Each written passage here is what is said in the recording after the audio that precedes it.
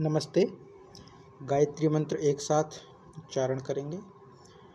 ओम भूर्भुवः स्वः तत्सवितुर्वरेण्यं भर्गो देवस्य धीमहि धियो यो नः प्रचोदयात्। ॐ शान्ताकारं भुजगशयनं पद्मनाभं सुरेशं विश्वाधारं गगनसदृशं मेघवर्णं शुभांगं लक्ष्मीकान्तं कमलनयनं योगिभिर्ध्यानगम्यं वन्दे विष्णुं भवभयहरं सर्वलोकैकनाथम्। ॐ यं ब्रह्मा वरुणेन्द्ररुद्रमरुतः स्तुन्वन्ते दिव्यैः स्तवैः वेदैः साङ्गपदक्रमोपनिषदैः गायन्ति यं सामगाः ध्यानावस्थिततद्गतेन मनसा पश्यन्ति यं योगिनो यस्यान्तं न विदुः सुरासुरगणा देवाय तस्मै नमः। देवाय तस्मै नमः। गीता माता ऑनलाइन कक्षा में आप सभी का स्वागत है। गीता जी की जो कक्षा का क्रम चल रहा था, वसंत पंचमी के दिन से आरंभ किया था। आज से हम इसके 18वां जो अध्याय है, अंतिम अध्याय है, उसका शुभारंभ कर रहे हैं। इस 18वें अध्याय को संपूर्ण गीता जी का एक संक्षिप्त रूप भी कहते हैं, क्योंकि पूरे श्रीमद् भगवत गीता जी में जो विषय चला, उन विषयों का सार पूरे 18वें अध्याय में वर्णित है।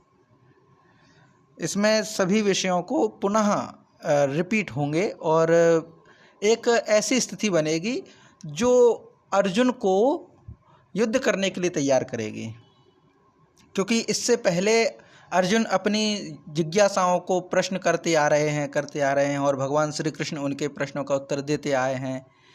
अब ये अंतिम अध्याय है और यहीं से एक ऐसे अर्जुन जो बहुत सारे प्रश्नों में घिरे हुए हैं और अपने कर्तव्य को नहीं पहचान पा रहे हैं, ऐसे अर्जुन उठ के खड़े होंगे और युद्ध के लिए तैयार होंगे। तो ये एकदम से बिल्कुल परिवर्तन करने वाला अध्याय है। और इसमें इस अध्याय के अंतिम हिस्से में माहात्म्य का भी वर्णन किया गया है।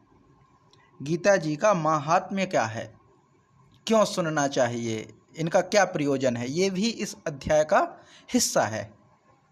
अर्थात भगवान श्री कृष्ण बार बार इस विषय को बतलाते हैं कि मैं जो चीज़ बता रहा हूँ उसका महत्व क्या है, इसका अर्थ क्या है, इसका उपयोग क्या है। भगवान श्री कृष्ण स्थान स्थान पर बतलाया है, पर अंत में जरूर श्रीमद् भगवत गीता जी के महत्व को भी वर्णित करेंगे कि है क्या। और लेखक है, लेखक भी चाहेगा कि ये जो एक घटना हुई है उससे क्या निष्कर्ष निकल सकता है, किस तरीके से हमें उपयोगी हो सकता है ये हिस्सा। चूँकि लिखने वाले ने गीता जी को अलग से नहीं लिखा। लिखने जो महर्षि वेदव्यास जी हैं, उन्होंने श्रीमद् भगवत गीता को अलग से नहीं लिखा। वो तो महाभारत लिख रहे थे, उसी क्रम में भीष्म पर्व में जो ये प्रसंग चल रहा था, उसी प्रसंग में यह गीता जी शामिल है।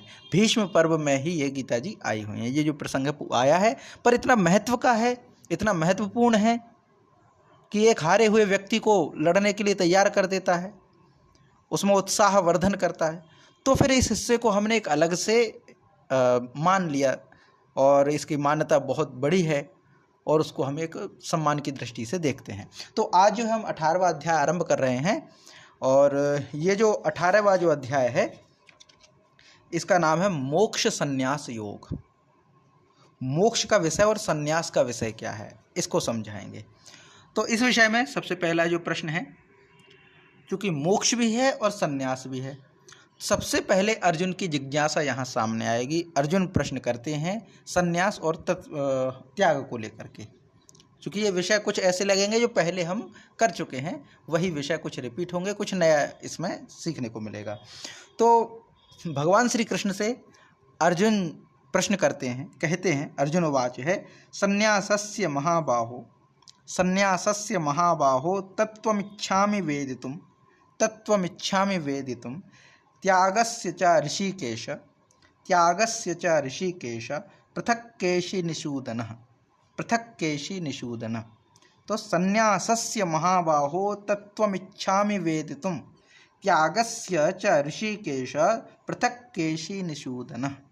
अब इसमें कहते हैं भगवान श्री कृष्ण अर्जुन से, भगवान श्री कृष्ण से अर्जुन बोलते हैं, प्रश्न करते हैं, उनकी जिज्ञासा है, पूछते हैं, हे महाबाहो, हे भगवान श्री कृष्ण, हे ऋषिकेश।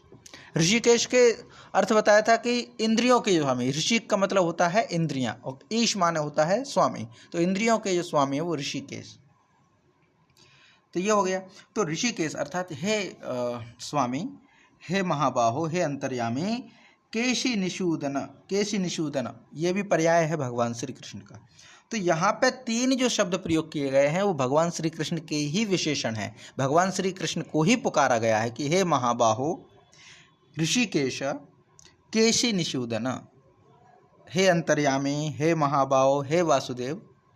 वासुदेव भी भगवान श्री कृष्ण का ही नाम है, क्योंकि वसुदेव के पुत्र हैं इसीलिए वासुदेव हैं। दशरथ के पुत्र दाशरथी होंगे, दशरथ के पुत्र दाशरथी, वसुदेव के पुत्र वासुदेव, ऐसे। तो ये कहने की परंपरा है, वृद्धि वर्ण करके प्रयोग करके हो जाता है। तो वासुदेव माने ये संबोधन करते हैं कि हे वासुदेव, हे भगवान श्री कृष्ण, हे महाबाहो, हे अंतर्यामी, मैं संन्यासस्य च त्यागस्य तत्त्वं पृथक् वेदितुम् इच्छामि। मैं संन्यास और त्याग के विषय को अलग अलग जानना चाहता हूँ। भगवान श्री कृष्ण से अर्जुन की ये जिज्ञासा है कि आप मुझे संन्यास के विषय में और त्याग के विषय में बतलाइए। त्याग क्या है और संन्यास क्या है? क्या ये एक ही चीज़ है या अलग चीज़ है? त्याग करने वाला सन्यासी होता है, सन्यासी जो है वो त्याग करने वाला, तो क्या इनकी समानता है, क्या असमानता है? अलग अलग समझाइए और तत्वतः इनको तत्वतः समझाइए, तत्व के साथ समझाइए, माने विस्तार से मैं इस चीज़ को जानना चाहता हूँ। तो संन्यासस्य यानी संन्यास के तत्व को और त्यागस्य त्याग के तत्व को पृथक पृथक वेदितुम् इच्छामि, अलग अलग जानने की इच्छा है मुझ में। मैं संन्यास के विषय को और त्याग के विषय को समझना चाहता हूँ। बस ये है, मतलब निवेदन है अर्जुन का भगवान श्री कृष्ण से कि हे भगवान, आप मुझे संन्यास के तत्व का बोध कराइए और त्याग के तत्व का बोध कराइए। संन्यास और त्याग में थोड़ा मुझे कन्फ्यूजन है। संन्यास क्या होता है, त्याग क्या होता है? सामान्य व्यक्ति त्याग करके सन्यासी हो जाया करता है क्या अंतर है? थोड़ा आप बताइए। ये प्रश्न है अर्जुन का भगवान श्री कृष्ण के प्रति। तो इसका हम पाठ करते फिर आगे बढ़ेंगे। माने इसमें मूल बात यही है कि संन्यास और त्याग के विषय में अर्जुन सुनना चाहते हैं, प्रश्न है वो। तो संन्यासस्य महाबाहो, संन्यासस्य महाबाहो तत्त्वमिच्छामि वेदितुं, तत्त्वमिच्छामि वेदितुं, त्यागस्य च ऋषिकेश, त्यागस्य च ऋषिकेश, पृथक् केशि निषूदन, पृथक् केशि निषूदन, संन्यासस्य महाबाहो तत्त्वमिच्छामि वेदितुं, त्यागस्य च ऋषिकेश, त्यागस्य च ऋषिकेश, पृथक् केशि निषूदन, पृथक् केशि निषूदन, संन्यासस्य महाबाहो तत्त्वमिच्छामि वेदितुं, त्यागस्य च ऋषिकेश, पृथक् केशि निषूदन, पृथक् केशि निषूदन। जी माता जी, इसका पाठ कीजिए।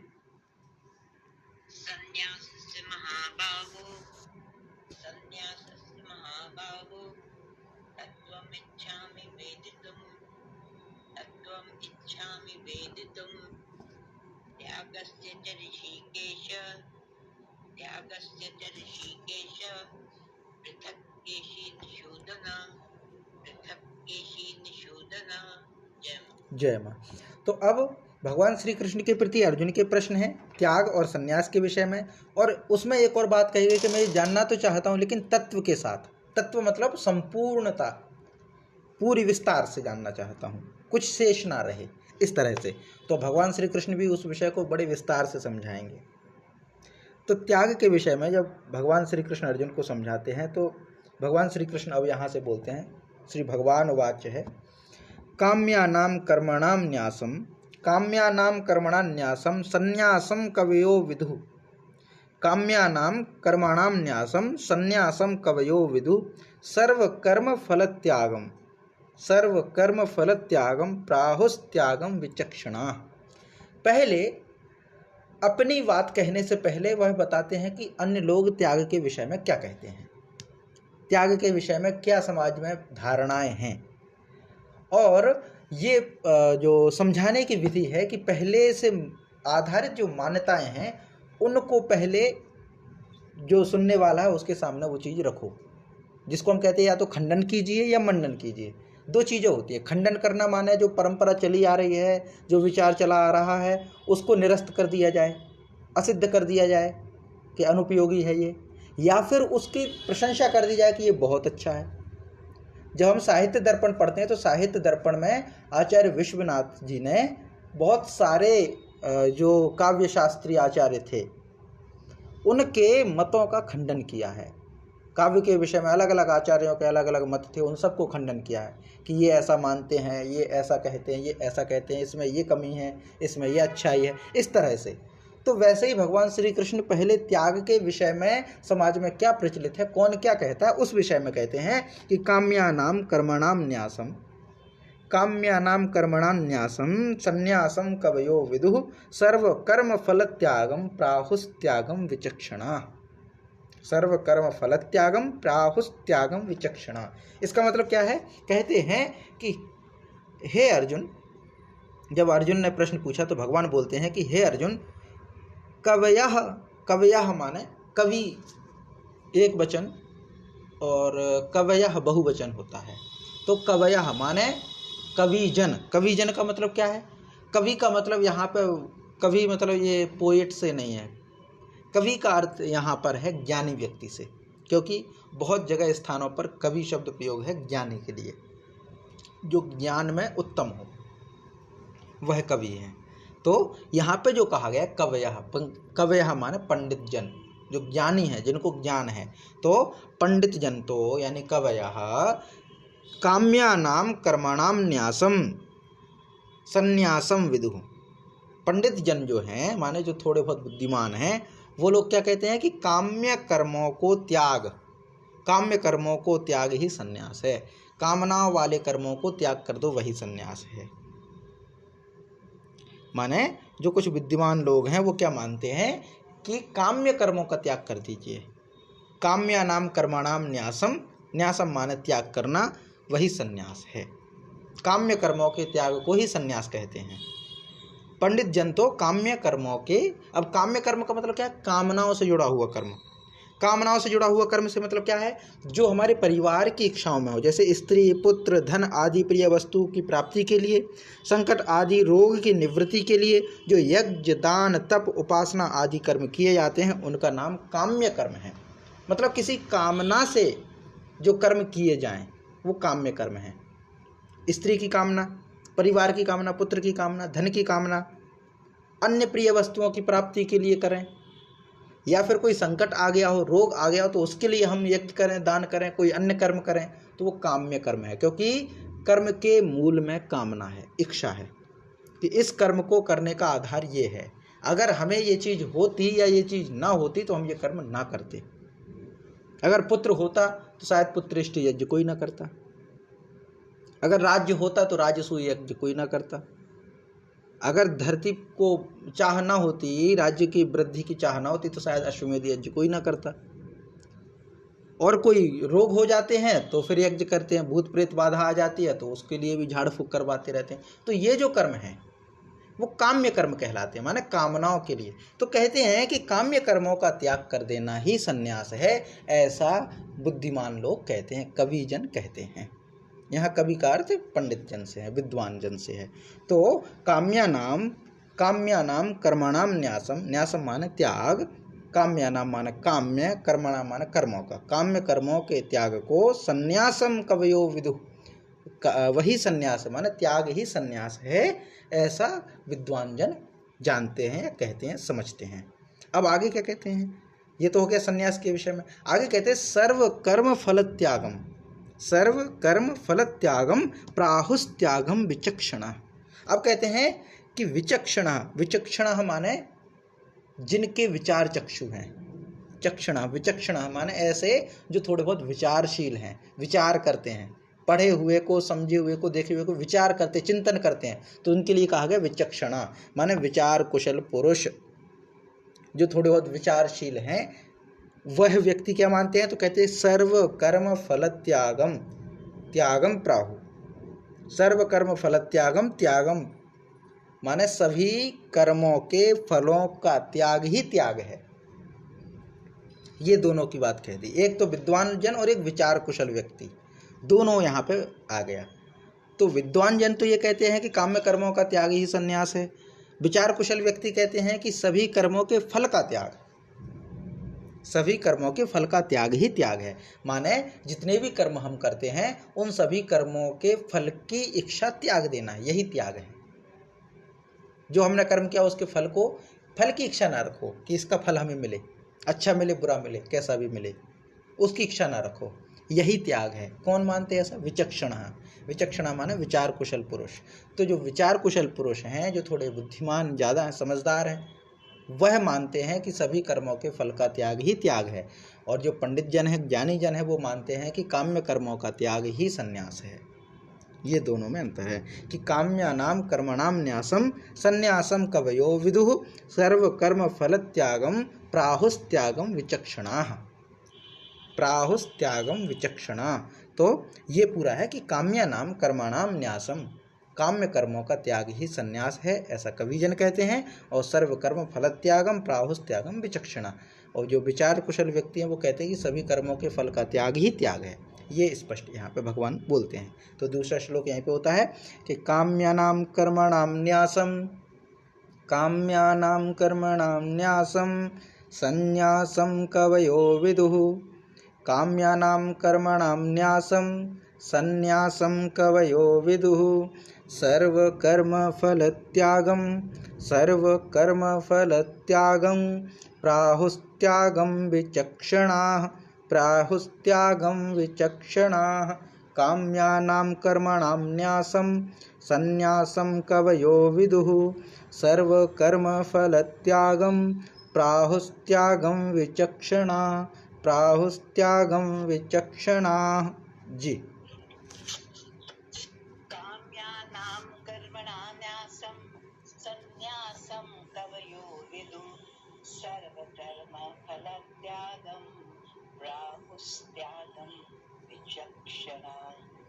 काम्यानां कर्मणां न्यासं संन्यासं कवयो विदुः सर्वकर्म फलत्यागं प्राहुस्त्यागं विचक्षणाः।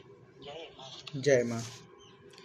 इसके बाद भगवान आगे और कहते हैं, इसी विषय को कहते हैं कि ये तो दो लोगों का हुआ, ये तो कवि जनों का हुआ और विचार कुशल व्यक्तियों का हुआ। आगे और भी मत हैं इस विषय में। तो क्या कहते हैं, त्याज्यम दोष वदित्येके, त्याज्यम दोष वदित्येके कर्म प्राहुर्मनीषिणः यज्ञ दान तपः कर्म न त्याज्यमिति चापरे।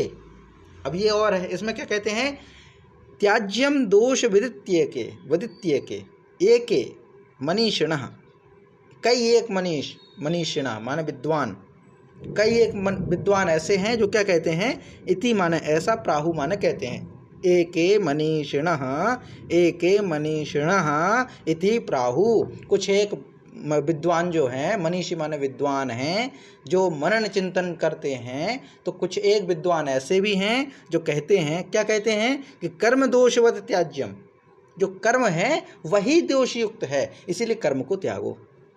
कुछ विद्वान लोग ऐसे भी हैं। अब ये ध्यान रखिए, इन सब में भगवान श्री कृष्ण का मत नहीं है।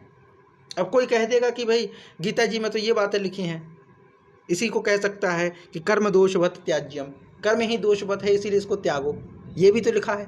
पर ये भगवान श्री कृष्ण का मत नहीं है, वो तो बतला रहे हैं कि दूसरे लोग ऐसा कहते हैं। तो इसको ये ना माने कि भगवान श्री कृष्ण कह रहे हैं। भगवान श्री कृष्ण दूसरों की बात कह रहे हैं, खुद का इसमें वो नहीं दे रहे हैं कि मैं इससे सहमत हूँ, नहीं। तो कुछ मनीषी लोग हैं, कुछ विद्वान लोग हैं जो ये मानते हैं, अपने आप को विद्वान समझते हैं और ये मानते हैं कि कर्म ही है जो दोषयुक्त है, कर्म मात्र ही दोषयुक्त है, कर्म में ही दोष है, इसीलिए कर्म को त्यागो, इसलिए वो इसको ही त्यागने योग मानते हैं। ये तो मनीषी लोग हो गए।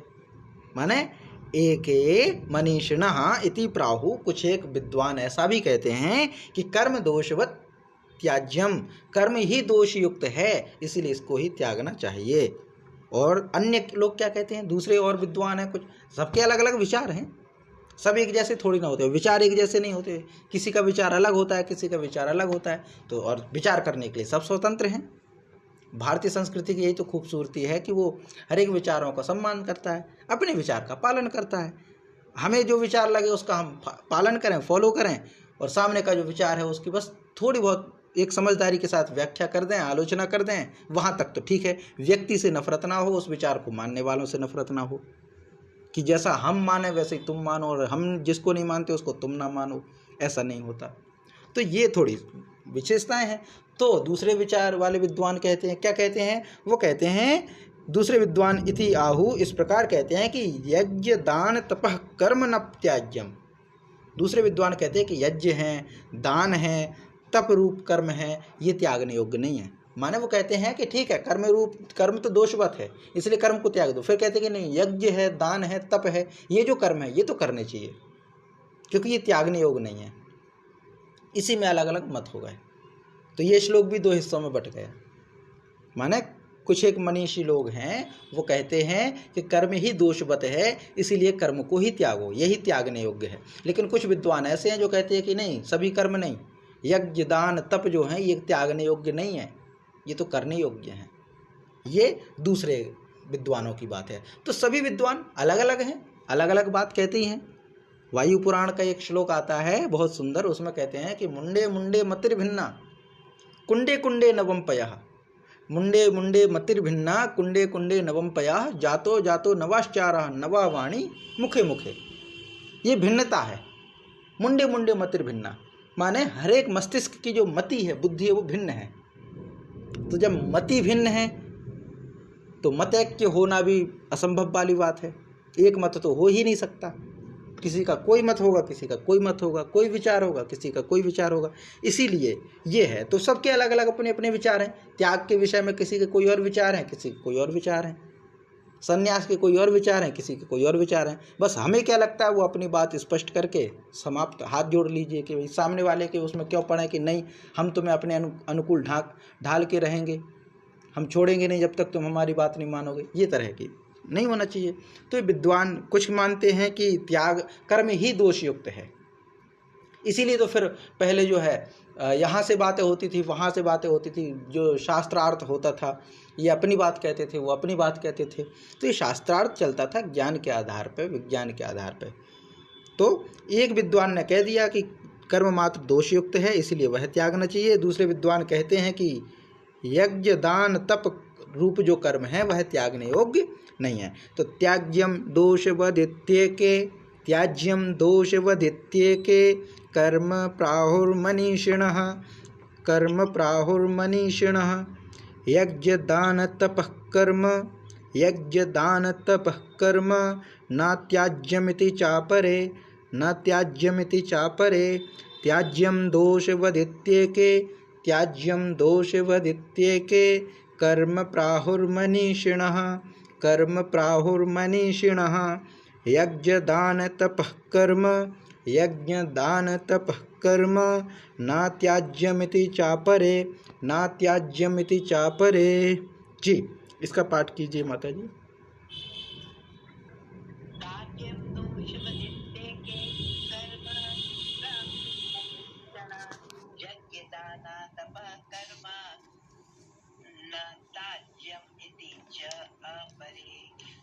त्याज्यम दोषवतः इति एके कर्म प्राहुर्मनीषिणः, यज्ञ दान तपः कर्म न त्याज्यम इति च अपरे।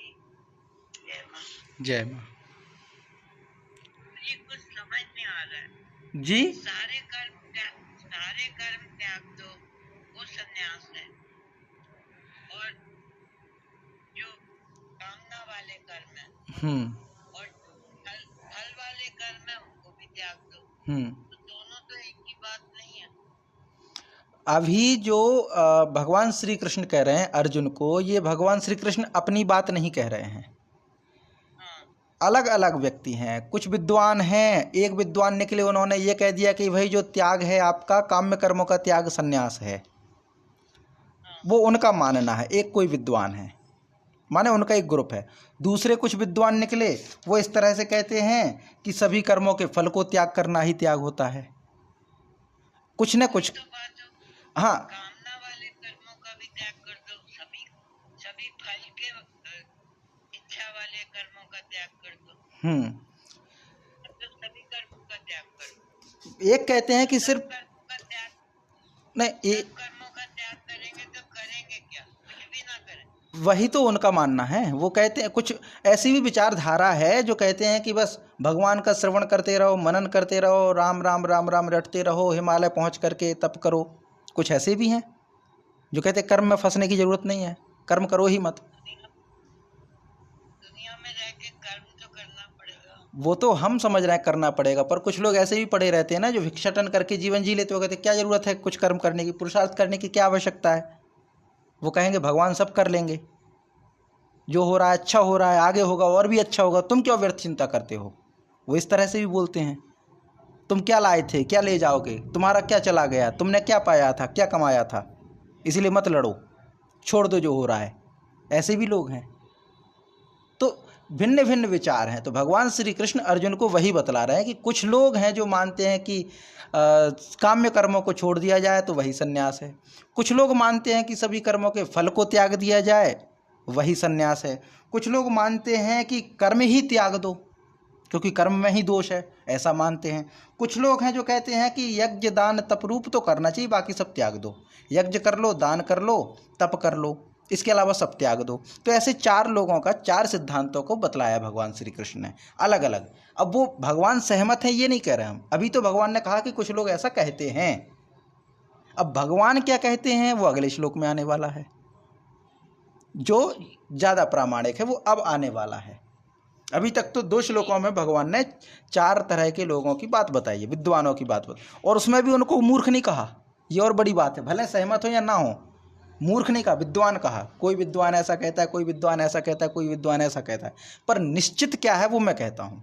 अब भगवान यहाँ से अपना कथन शुरू करते हैं।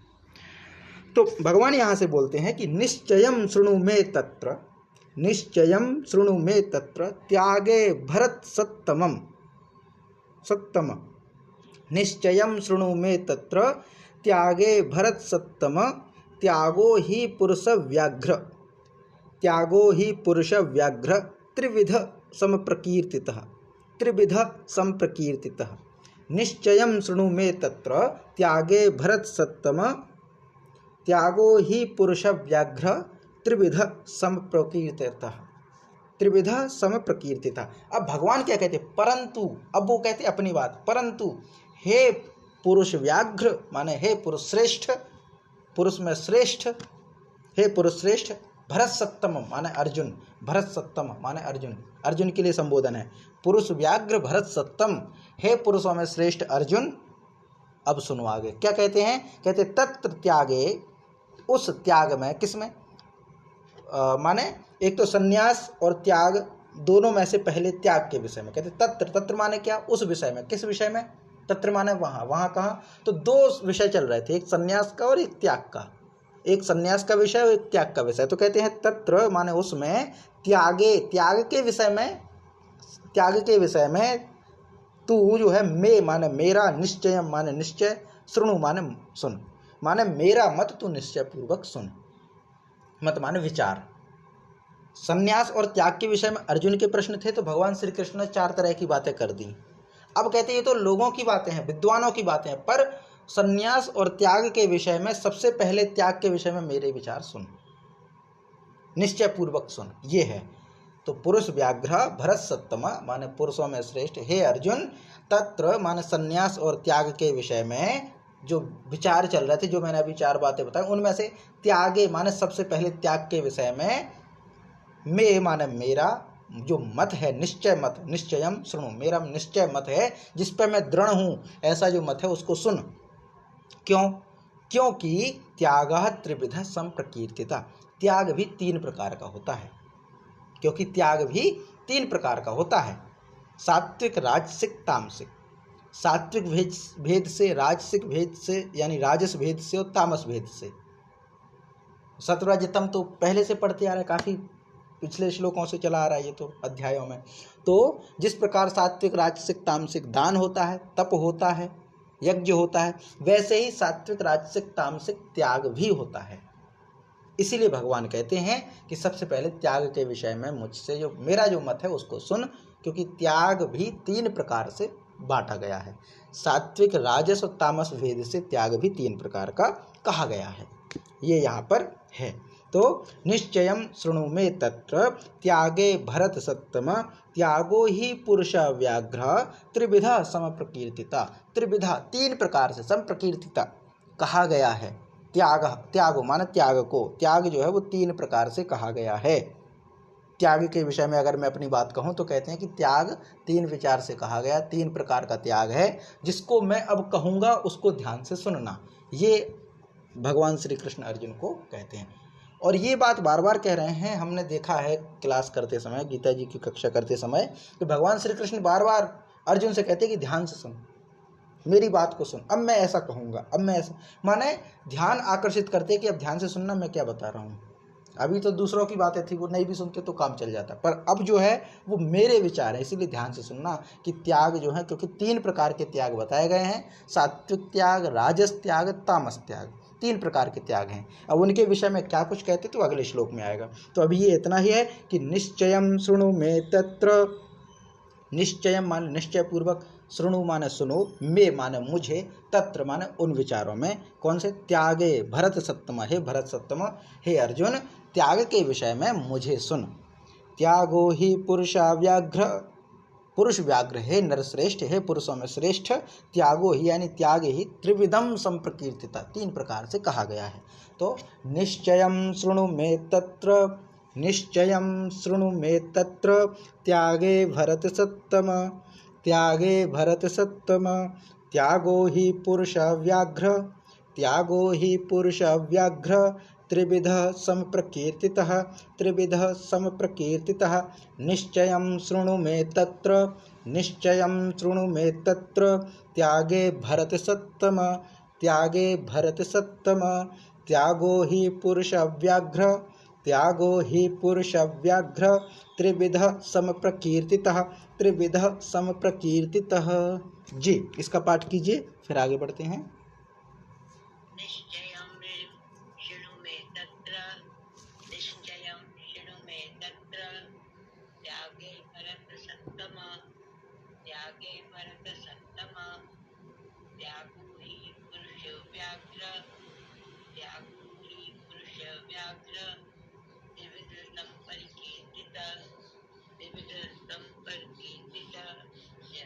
जय माँ।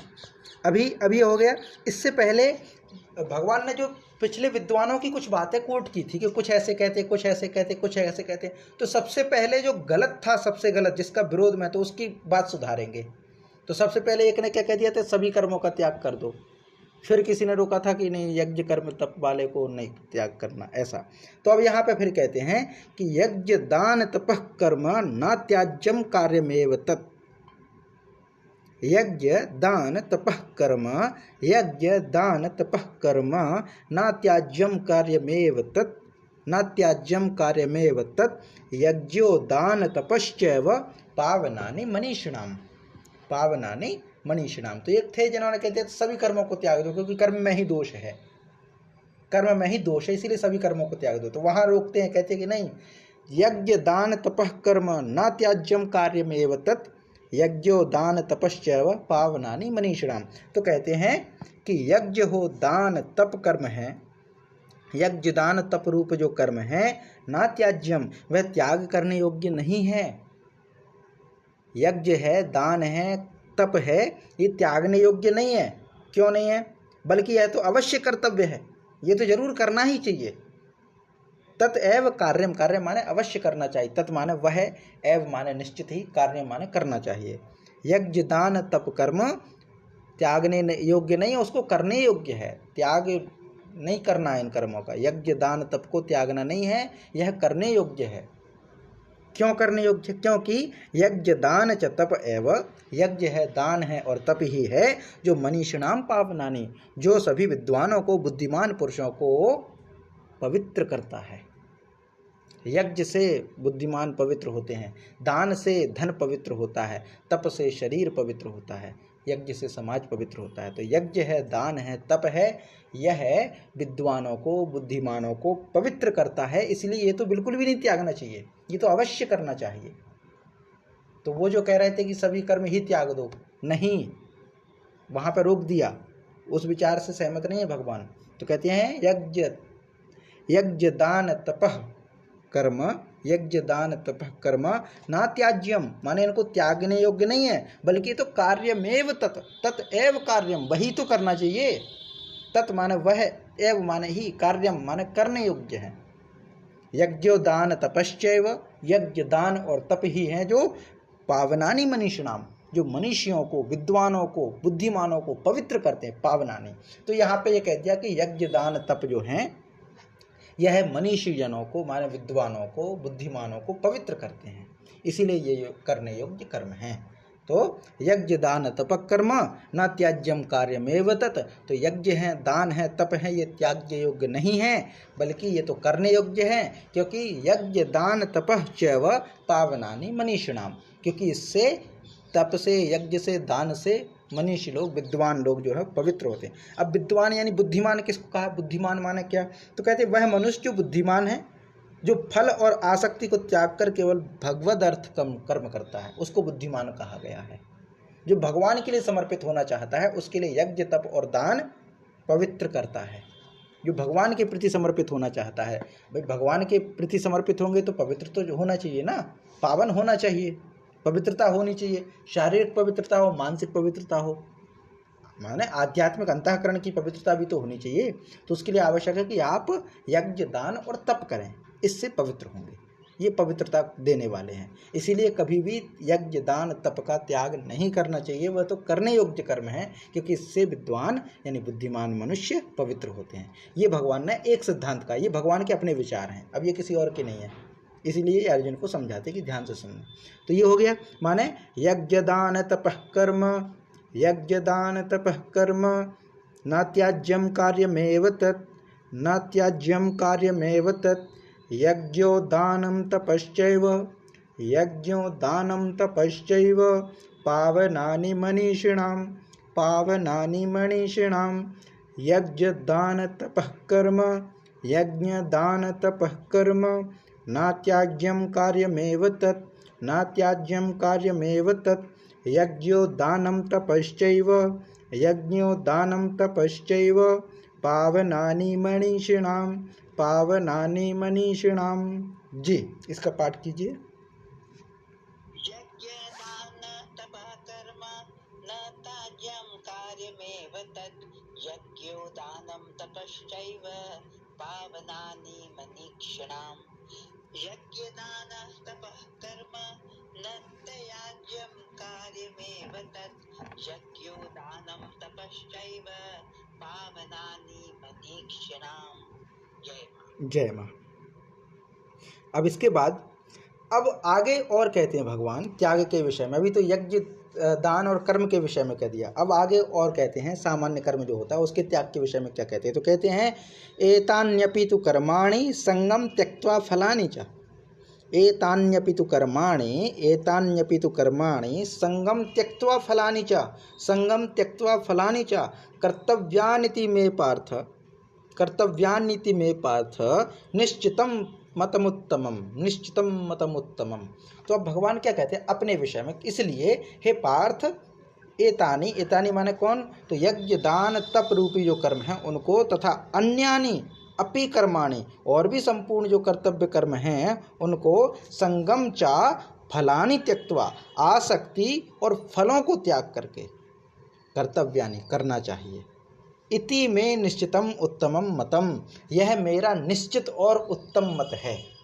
तो भगवान का कर्म करने के विषय में सबसे निश्चित और उत्तम मत क्या है, जिसको भगवान स्वयं उत्तम मानते हैं, निश्चित मत मानते हैं। तो कर्म के विषय में भगवान ये कहते हैं, और त्याग के विषय में भगवान ये कहते हैं कि यज्ञ दान तप रूपी कर्मों को तो करना ही चाहिए। इसके अलावा अन्य जो संपूर्ण कर्म हैं, उन संपूर्ण कर्मों को करने से पहले ये विचार कर लें कि उनके प्रति हमारी आसक्ति ना हो और उनसे मिलने वाले फलों की इच्छा ना हो। फलों को त्याग दो, फल की इच्छा को त्याग दो कि क्या फल मिलेगा क्या नहीं मिलेगा।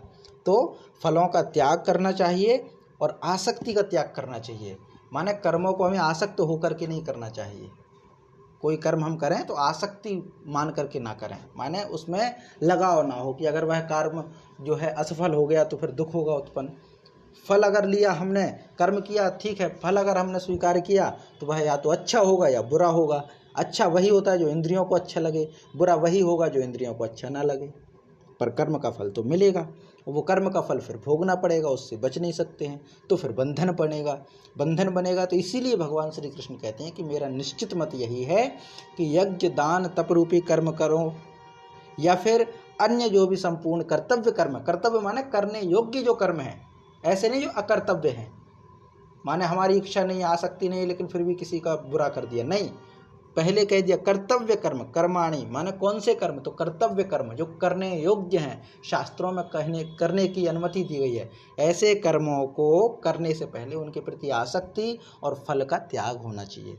आसक्ति का त्याग हो, फल का त्याग हो, ये निश्चित मत है भगवान श्री कृष्ण का।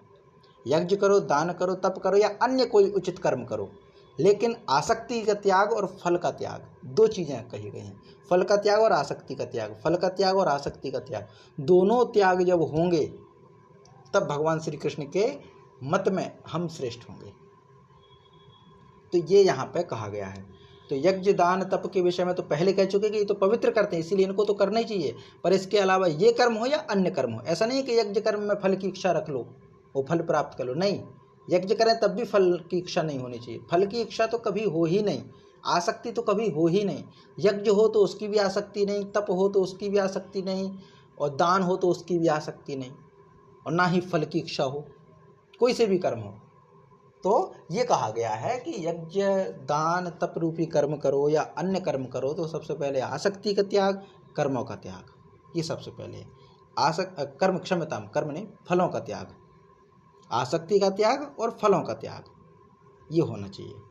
कोई से भी कर्म हो, अच्छे मतलब ये यज्ञ दान तप वाले हों या हम सामान्य दिनचर्या वाले कर्म करते हैं, जो कर्तव्य कर्म हैं, जो करते हैं कर्तव्य मान के जो कर्म करते हैं, उनके प्रति ना तो आसक्ति हो और ना ही फल की इच्छा हो, तब फिर आप कर्म करें, ये यहाँ पे अनुमति दी हुई है। तो ये भगवान श्री कृष्ण का निश्चित और उत्तम मत है। यहाँ जोर दे के बात कही है भगवान ने, यहाँ पे जो ये कहा ना, निश्चितम मतम उत्तमम, निश्चित और उत्तम मत है मेरा। भगवान श्री कृष्ण कहते हैं निश्चितम और उत्तमम, दो प्रयोग किए गए हैं। मत माने विचार है, निश्चित विचार यही है, और उत्तम माने सबसे ऊपर मैं यही मानता हूँ कि यह होना चाहिए। और निश्चित का मतलब अडिग, जो निश्चित है, ये बदलेगा नहीं। ऐसा नहीं कि आज ये कह दिया कल फिर बदल के कुछ और कह दिया, नहीं, यही मत है, यही रहेगा और सबसे उत्तम रहेगा कर्म और त्याग के विषय में। तो कर्म तो करो, आसक्ति और फल की इच्छा को त्याग के कर्म करो, ये बार बार भगवान कहते हैं अर्जुन से। तो यहाँ भी वही कहा कि एतान्यपि तु कर्माणि संगम त्यक्त्वा फलानि च कर्तव्यानीति मे पार्थ निश्चितं मतमुत्तमम्। ये है। तो ये सभी कर्म हो, दान यज्ञ रूपी कर्म हो, तप रूपी कर्म हो या अन्य संपूर्ण कर्म हो, कर्तव्य कर्म हो, उन सब को करने से पहले आसक्ति और फल का त्याग होना चाहिए, ऐसा मेरा निश्चित और उत्तम मत है। ये भगवान श्री कृष्ण बोलते हैं जी। तो इसका पाठ कीजिए माता जी।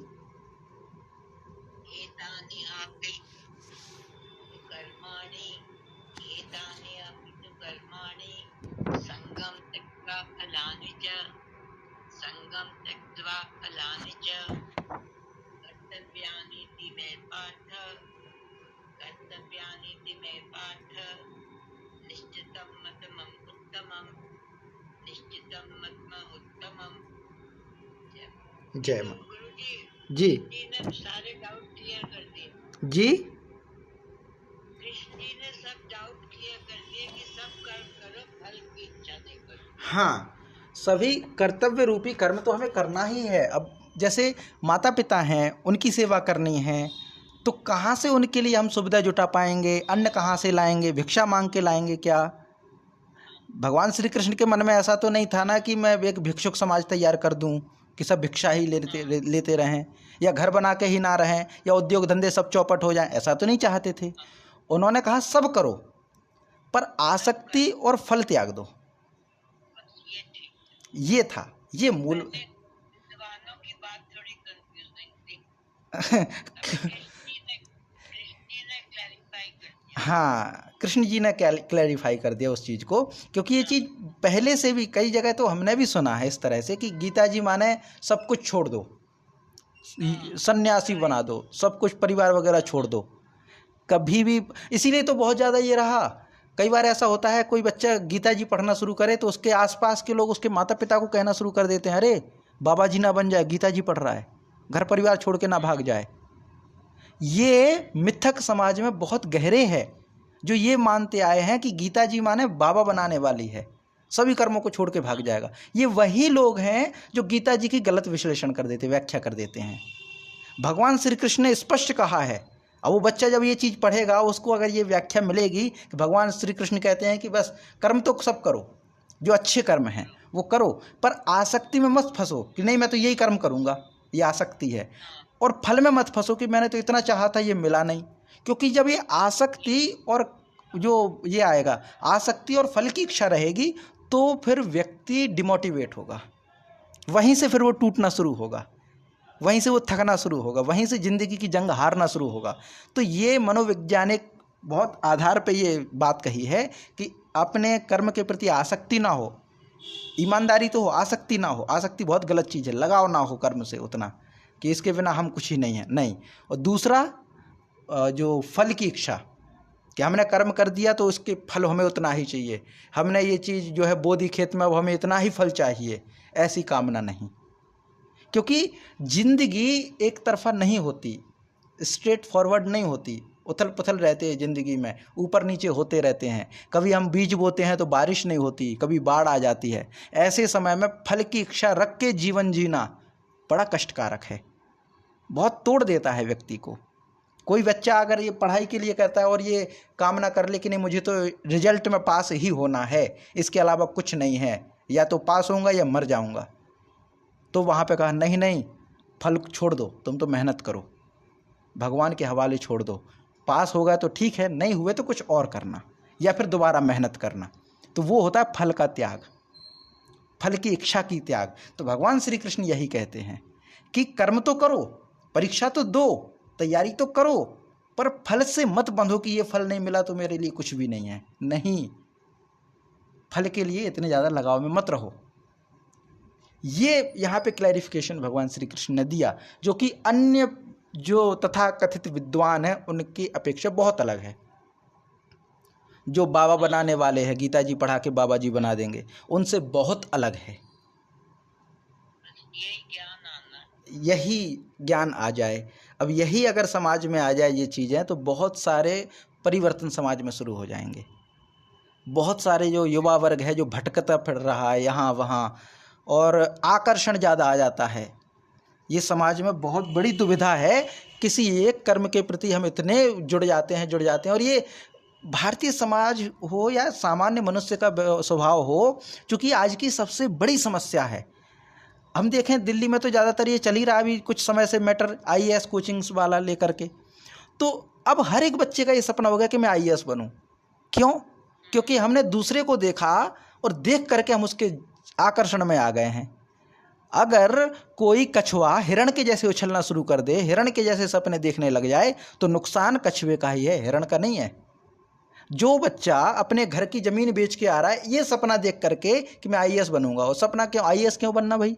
इसलिए बनना क्योंकि पहले एक फिल्म आई थी, उसमें बड़ा रौब था IAS का, मालिक होते हैं IAS। ये बहुत बड़ा दुष्प्रचार है। कुछ मीडिया के द्वारा भी हुआ। एक वो फिल्म आई थी शादी में जरूर जरूर आना, उस एक फिल्म ने बहुत सारे स्टूडेंट्स को आईएएस बनने के लिए प्रेरित कर दिया, भले बन पाए या ना बन पाए। वो एक लव स्टोरी थी उसमें, और कुछ भी नहीं, सब बन गए आईएएस के लिए लग गए। एक फिल्म आती है, नाम भूल रहे हैं, उस एक फिल्म से जो स्कॉर्पियो कार है उसकी बहुत ज़्यादा बिक्री बढ़ गई। क्यों? हम उनके प्रति आकर्षण में आ गए। तो भगवान श्री कृष्ण इसको रोकते हैं। इसीलिए कहते हैं कि कर्म आप वही करो जो आपके योग्य है, जो आपका स्वधर्म है। पहले कही गई थी जो बात, अपने स्वधर्म के अनुसार कर्म करो, जो अपना स्वभाव है उसके अनुसार कर्म करो, दूसरे की नकल ना करो, दूसरे के अनुसार मत चलो। ये सबसे बड़े मार्गदर्शन की आवश्यकता है जो गीता जी देती हैं हर एक मनुष्य के लिए। इसीलिए यह आवश्यकता है, और यही हमारा गीता जी क्लास करने का उद्देश्य था मूल, के हम इस चीज़ को समझ पाएँ, पकड़ पाएँ और समाज में फैला पाएँ, प्रचार प्रसार कर पाएँ। क्योंकि बहुत सदियों से ये परंपरा चली आ रही है, दुष्प्रचार चला आ रहा है कि गीता जी माने तो ये एक ऐसा ग्रंथ है जो आपको कर्म से हटा देगा और बिल्कुल आलसी बना देगा, अपुरुषार्थ बना देगा, पुरुषार्थहीन कर देगा, कोई कर्म करने की आवश्यकता नहीं है, भगवान श्री कृष्ण को ही भजते रहो सब ठीक हो जाएगा। ये नहीं है। अगर यही कहना होता तो अर्जुन से कह देते छोड़ रथ, चल आश्रम बना के रहेंगे तुम और मैं, और जपेंगे, कोई भी मंत्र वगैरह कर लेंगे, ध्यान कर लेंगे, और दुर्योधन तो सब छोड़ देंगे, अगर ये संभव होता तो। लेकिन नहीं, भगवान पुरुषार्थ के पक्ष में खड़े हुए हैं, निष्काम कर्म के पक्ष में खड़े हुए हैं। इसीलिए कहते हैं कि कर्म तो करो पर आसक्ति और फल को त्याग के, आसक्ति और फल की कामना को त्याग करके कर्म करो। ये बहुत बड़ा पक्ष है जो समाज के सामने आना चाहिए। तो ये स्पष्ट है, भगवान श्री कृष्ण ने स्पष्टीकरण दिया इस विषय में, अपना विषय रखा और निश्चित मत रखा। इसमें निश्चित मतलब बदलाव नहीं। 5000 साल पहले ही भगवान श्री कृष्ण से पूछा तब उन्होंने कहा कि यही निश्चित है। आज भी अगर भगवान श्री कृष्ण आए और पूछा जाए कि आप इस विषय में क्या कहते हैं, तब भी वो यही कहेंगे कि मैं इस बात पर बहुत निश्चित हूँ कि आसक्ति और फल की कांक्षा को छोड़ करके कर्म करो। आज भी वो निश्चित है। तो ये निश्चित होता है। इसीलिए तो आज हम यहीं तक रखते हैं। 6 श्लोक आज हो गए हैं। अब कल से जो है हम त्याग के जो 3 स्वरूप बताए थे, तामस, राजस और सात्विक, ये तीनों त्याग के लक्षणों को पढ़ेंगे। फिर सात्विक लक्षण का व्यक्ति कैसा होगा, तामसिक वाला कैसा होगा, राजसिक वाला कैसा, तो बड़ा लंबा विस्तार इसमें चलेगा त्याग के विषय में। तो आज हम इसको यहीं तक रखते हैं। और कोई प्रश्न है माता जी, या फिर समाप्त करें फिर? नहीं, बहुत क्लियर हो गया, बहुत अच्छा लगा जी, धन्यवाद माता जी। शांति पाठ करते हैं फिर। ओम सहना भवतु सहनौ भुनक्तु सह वीर्यं करवावहै तेजस्विनावधीतमस्तु मा विद्विषावहै। ओम शांति शांति शांति। जी नमस्ते माता।